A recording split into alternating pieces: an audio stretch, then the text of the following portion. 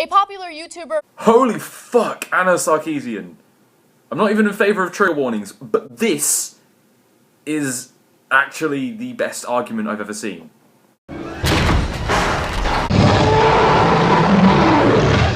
A popular YouTuber by the name of Matt Santoro recently released a very public statement on his vlog channel talking about an abusive relationship that he ended back in September. Now, understand that he didn't reveal the name of this individual. There's a lot of speculation as to who the individual is. It's not fucking speculation, given the time frame and public statements made by other people. When he talks about it within a certain amount of time, and it's public knowledge that he was in a relationship with Nicole Arbor within that time, and then after the video he does, Nicole posts her own video talking about the abuse story. It's not fucking speculation at that point. It's pretty obvious who he's talking about. But the 14-minute long video is something that everyone should watch in its entirety. I'm going to be linking a little bit more in my description of these journalists, so I also still advise watching all of the videos in their entirety to make sure I'm not quote mining. But that's up to you. I'm going to give you more details on it, but first let's take a look at a clip of what he had to say about it. And this individual that I was with forced me to push everybody out of my life. I pushed my family away. I pushed my closest friends away. And it wasn't always explicit. It wasn't always like, push that person away, delete them off social media. Although that was the case, mostly with females. This individual that I was with was extremely jealous, viciously jealous. If I had a female friend, I must have been cheating on her with them. I've been cheating on them the whole time. I had to cut every female out of my life, out of social media, delete every number out of my phone. And it was because everything was made to be about her. And I lost my friends, I lost my closest friends because I was made to believe that everybody else was a loser. Everybody else in my life that didn't agree with this relationship, they're losers. That's why they're saying these things, and you need to cut them out of your life. So I did. Early in the relationship, I had a verbal altercation with this individual where after I had a panic attack one night because I couldn't handle walking on eggshells around this person. So I left an event that I was at and I broke it off with this individual. This person prevented me from leaving their home and said, "You're not going anywhere." At which point I was hit in the face. Okay, so I have some mixed feelings about this. Okay. Okay, but we know who it is. We already know who it is, but there's speculation still. You people are idiots. But let Anna give you the details more, and then I'll tell you where I come out on it. So I really want you guys to watch the full video, but it starts off with him crying. So if anyone who watches that, it doesn't strike you as inauthentic or insincere. You can tell he's hurting, you can tell he's gone through some stuff. Arbiter of truth, tell me more. Don't tell me what I think. Don't tell me what I feel. Don't tell me what I can see or I know or I can tell. Because you don't know what's in my head. And I am sick and fucking tired of people telling me what I think instead of fucking asking. So, here's the deal.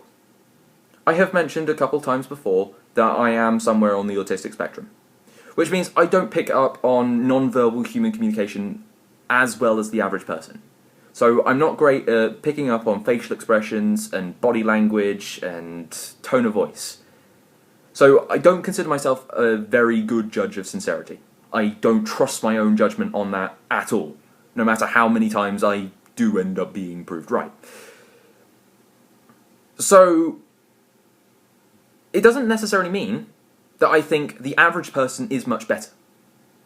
because I've seen too many liars and public fraudsters and just general charlatans have millions of people listen to them and believe what they say without question, that I really don't think the average person is capable of knowing when someone's bullshitting. So no, I'm not going to just trust your objective judgment on it, because you don't have an objective judgment. People's facial expressions and things, they can mimic sincerity. People can fake it quite well sometimes. And they can win over millions of people, especially when they're very charismatic. And we are talking about someone who's managed to get a channel with over 5 million subs. So we are talking about someone who must be in some way charismatic. Right? And on top of that, if you really wanted to convince someone of your position, why don't you actually go with some evidence rather than you know he's telling the truth? Instead of saying, oh yeah, you can tell he's hurting, why don't you actually go and find some evidence of Nicole being a bad person or lying about something or actually being abusive? No. What you do is, instead of doing actual fucking journalism, you just regurgitate a story from some other news site and then base your own ill-informed opinion on your own preconceived biases. And also, he's a man, and it's really, really difficult for men to come forward and talk about their, experience as domestic violence victims, right? Yeah, it's totally not like you're part of the problem.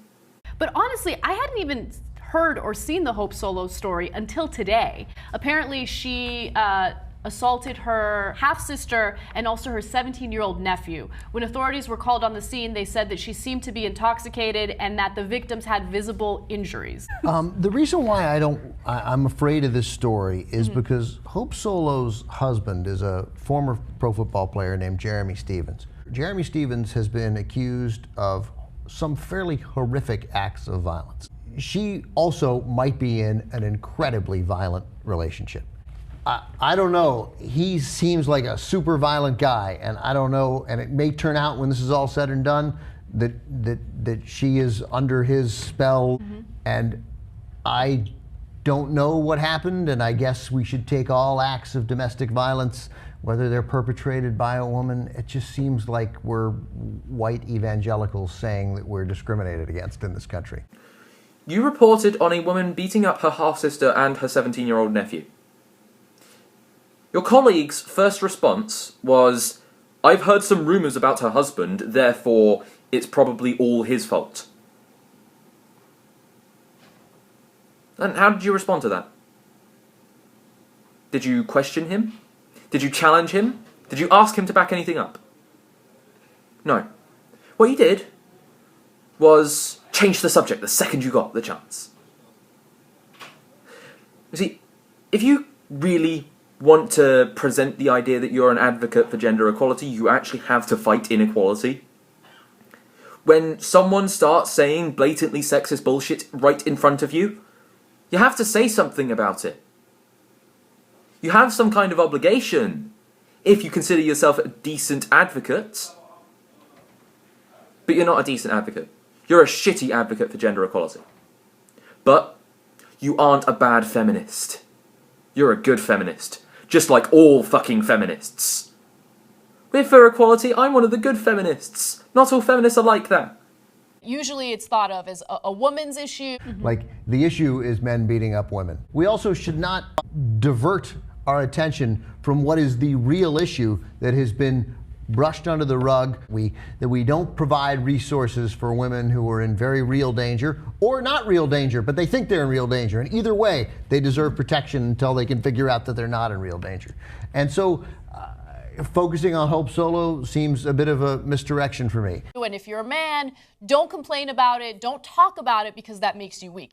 Or women's violence is blamed on men, sometimes even the men they're violent to, and mainstream feminists sit there and agree with it. Don't challenge at all. And he talks about that a little bit. I want people to understand that's not what my mixed feelings are about. No, I know. I agree with him 100%. I believe him 100%. Why? Why do you believe him? You actually going to give a reasoned argument Are you going to back it up with anything, or are you just going to base it on some subjective bullshit? See, this is why I can't stand this believe the victim mentality. Because first, it assumes its own conclusion that everyone who says they're a victim is a victim, until you get to the point where two people are saying they're victims of each other, and then you choose the person that you like.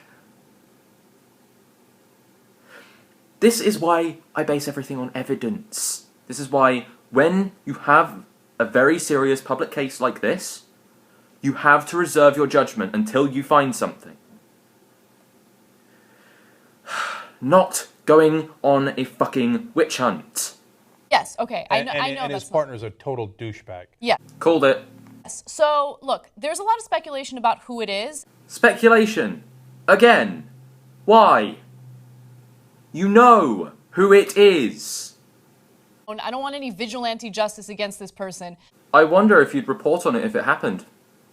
But it's well documented that he was dating Nicole Arbor, who was that notorious, terrible person on YouTube who made that Dear Fat People video. To even see a woman as capable of abuse, to treat her like a man in this case, you have to pre-demonize her. She has to do something so terrible and against your ideology that she loses her woman card, effectively. This is why I can't trust you. This is why I can't trust feminists or your camp in general to do anything rational on this. And this is why I'm going to expect some vigilante justice against Nicole. Even though I don't exactly like her. I don't exactly like Matt either, but that's another story. So really, this is a problem.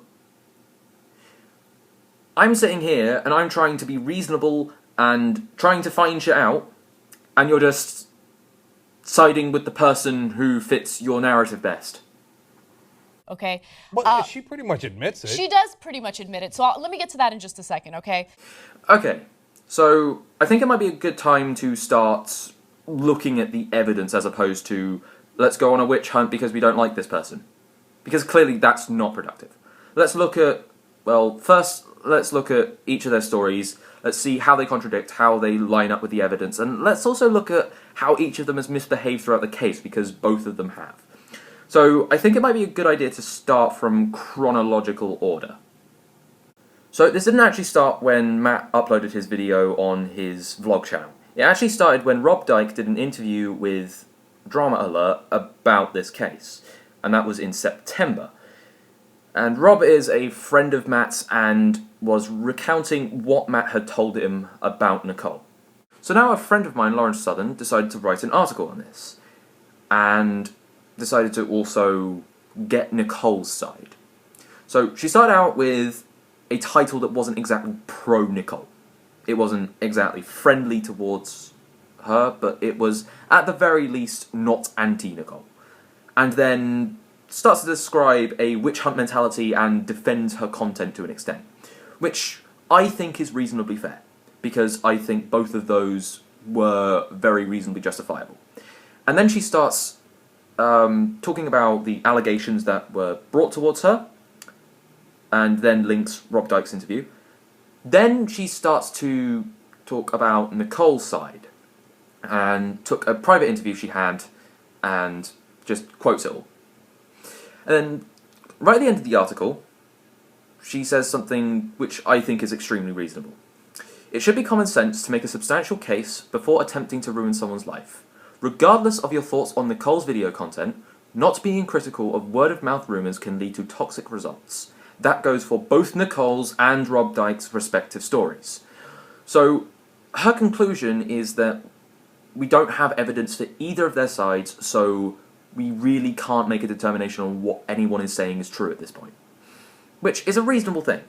So, her opinion on it, and what she actually claimed, was that she doesn't know what happened. Okay, so what happened next was, soon after, Lauren started a group call with a bunch of us on the B-List Sky group. And I was there, and a couple of other people were. And what she started talking about was what had happened on Twitter that day. And Matt Santoro had heard about the article and wasn't exactly happy. So Santoro finds the article on Twitter and accuses it of bias and starts to threaten legal action. He also misspells libel, and that kind of annoys me. And then he writes a second tweet towards Lauren directly and says, "Oh, I have screenshots, so don't bother taking the article down." Then he proceeds to take the tweets down, but Lauren still had screenshots. Irony. So then they have a conversation within the messages on Twitter, and I got permission from Lauren to use this screen cap. And after she explains that she didn't have evidence for either of them and told people that you can't believe either of them, he then threatened legal action again, says don't contact me any further, and then either unfollows or blocks her. Guy with 5 million subscribers on YouTube threatens an unpaid journalist with legal action and a libel case when the article doesn't actually even make any direct claims about him. It was a real dick move. Even if she didn't actually hear anything from him afterwards, he probably went and looked up a little bit more about libel law and realised he didn't have a case. But still, dick move. So now what caused this recent controversy is, according to Matt, he accidentally made a video talking about his abuse public that he intended to keep private and had uploaded in September. And then it had gotten a lot of messages and support, so he decided to re-upload it on his vlogs channel. Then what happened was Nicole uploaded her own video. So she denies the allegations and brings up her own story. But there were a couple of things in the video that were slightly off. Like this, for example. She starts out the video with an old recording of them together, being playful, and it just appeared to be a little manipulative. But now we have a couple of claims that Nicole made that I can actually check. I unfortunately just, something in my heart didn't feel it anymore. And it didn't mean that he was a bad person, it just meant that his lifestyle in the way that he wanted to be a YouTuber and have everything public all the time wasn't for me. And I broke up with him. So now we have proof that something you said has definitely been false. Because that's not the original story you went with, is it? Quote, "We continued to date and were quite happy until I saw him start to spin again a few weeks ago. Knowing this is a warning sign and seeing my videos getting more views than his was affecting him, and I decided just being friends was best." See, now you're changing the motivation. And there's also one other problem. So I decided to check your YouTube metrics on Social Blade, and what did I find? Matt Santoro's channel outclassed you the whole time you were supposed to be in a relationship, and the only time your views ever went above his were after you had ended the relationship. Turn to, as my videos were doing well, he suddenly started doing interviews or getting his friends, people I'd never even met, to do interviews about me and our personal life. So now in this video, you're claiming that the increase in views was after the relationship and he's only got angry afterwards. You're not doing well, Nicole. It seems you're having problems with staying consistent. But I had asked repeatedly while dating him that my private life not be put on the internet. And he repeatedly overstepped that boundary to where I felt violated. Over and over. And I was new to YouTube. I was new to vlogging and all that stuff. And there was blurred lines, but I repeatedly said, I don't want the following things on the internet. And he would overstep it. And we broke up briefly, and he moved down the street from me after we broke up. While we were broken up, he got a place down the street from me in hopes that we'd get back together, and we did. And we did, and we dated for a bunch of months after that, and it was fine. Well, we have a couple of claims here. So number one, we have the claim that she broke up with him because she didn't want her private life on the internet. This also conflicts with the interview she had with Lauren, in which she states, "We broke up initially because when my videos started getting more views than his, he wanted to focus more on work. I agreed I'd never stand in the way of his goals, and that was that." When you're contradicting yourself and your story keeps changing, Nicole, it doesn't help. And again, I will point out, she was not getting as many views as he was until after they broke up. The second time. So now we have a question. Did Nicole want to keep her private life off of the internet? And did he want her back or did she want him back in the first breakup? And here's where it gets really dodgy. I don't want my private life, my real private life, out there.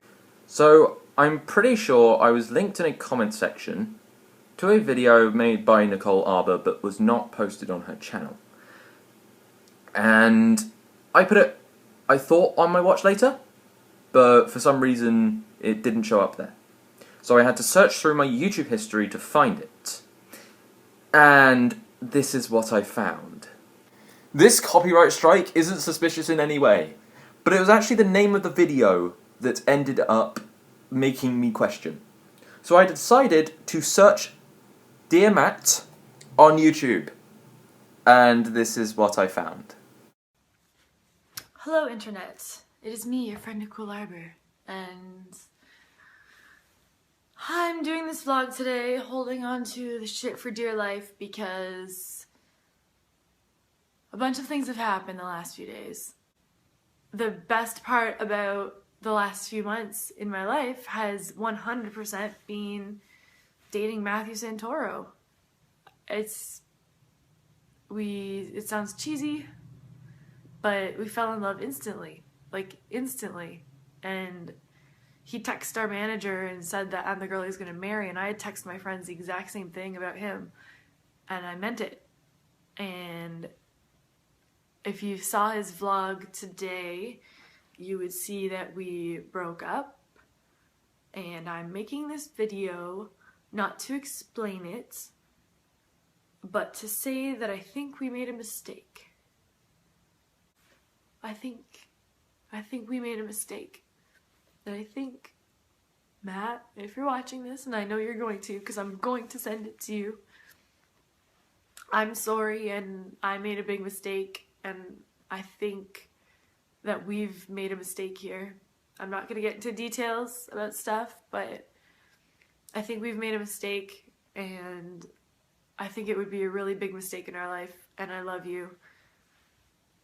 And this is like really scary for me to make this video because I don't usually do stuff like this. Both accounts, both the one on the Libertarian Republic and the video Nicole did, have glaring inconsistencies with each other, have glaring inconsistencies with Matt's story, and where they can be verified, have glaring inconsistencies with reality. Sure, none of this proves that she actually did it, that she was actually abusive, that any of what Matt said actually happened. But it begs the question, why would she lie? Yeah, the video that I just got that shit from has now been copyright struck while I was making this video. I'm now genuinely scared I'm going to get my own copyright strike, but I'm going to fight it if it happens. Also, please download my video. And if it does get taken down, I give full permission to others to mirror it and re-upload and shit. So she said, heard the little bitch I dumped months ago is still trying to use me to get attention on his vlog channel. Ew. Yeah, I can't even defend that at this point. I would have been willing to give Nicole the benefit of the doubt for a tweet like that. It sounded angry, but now it just sounds spiteful. So, I guess my final verdict is that Matt's story holds up a fuck ton better than either of Nicole's do. And that whatever I could verify, Nicole has effectively been a pathological liar. And the one thing I could really verify from Matt's video was actually true. Which really doesn't help Nicole's case. And on a final note, I think I wouldn't mind addressing Matt Santoro. So, one thing is, it would be a nice idea for you to apologise to Lauren.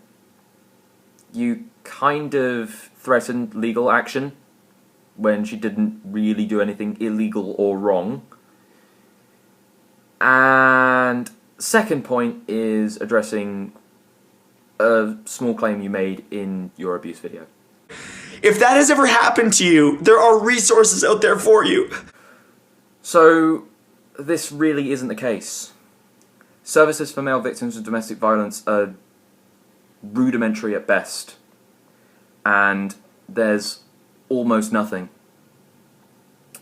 Most governments treat domestic violence as a women's issue. Even Saudi Arabia does. And so does Canada.